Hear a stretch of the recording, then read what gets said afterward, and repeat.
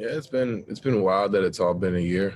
It's been 1 year since the NBA shocked the world and suspended their season. Basketball fans watched it happen in real time on March 11th, an unbelievable and shocking moment. Just before tip-off of a game between Utah and Oklahoma City, the Thunder's doctor ran out on the court where he talked to the referees. Moments passed that felt like forever. What was happening? They were letting the refs know that Rudy Gobert of the Utah Jazz had tested positive for COVID-19, the first known case of an NBA player getting coronavirus, which then led to the game being canceled and shortly after the season suspended. Not knowing the seriousness of the deadly virus, Gobert thought it was funny to touch all of the physical things around him after his press conference. In the last 12 months, he has grown from that irresponsible moment. Those few weeks, those few months were really tough. And, when you're able to handle it and grow from it, that's what life is about. Less than an hour before the multi-billion-dollar league shut down their season, Raptors head coach Nick Nurse was launching his foundation at an event in downtown Toronto. A year ago tonight was our kickoff dinner.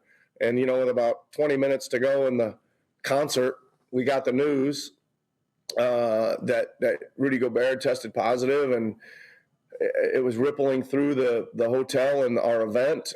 Within 24 hours of the NBA pulling the plug on their season, the NHL suspended their season too. I was just, we went to the rink and everything was just kind of a bit eerie, I guess, because we didn't really know what was going on. The NBA got canceled the night before. So, it feels like this year's really flown by. I just remember getting home the night before we took the pause and being called to say, turn on the TV. The NBA had a full building and was ready to start a game, and then they had a positive test and they couldn't play that game. We didn't want to be in that situation. We didn't want a building full of people. We wanted to be a little proactive here, and it was clear that sooner or later we were going to have a positive test.